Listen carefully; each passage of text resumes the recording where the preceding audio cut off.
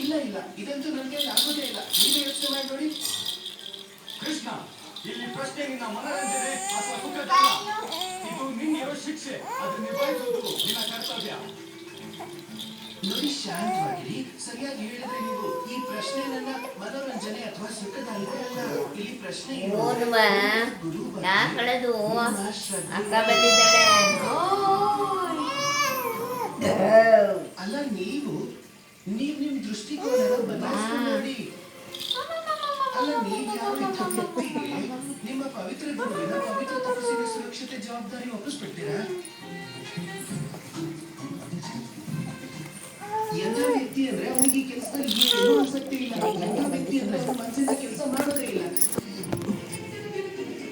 ಅರೆ, ನಾನು ಹೇಳ್ತೀನಲ್ಲ, ನನ್ನ ಮನಸ್ಸಲ್ಲಿ ಎಷ್ಟು ಶ್ರದ್ಧೆ ಇಲ್ಲ ಇದ್ರ ಬಗ್ಗೆ. ಅವಮಾನ ಅನ್ಸಲ್ಲ?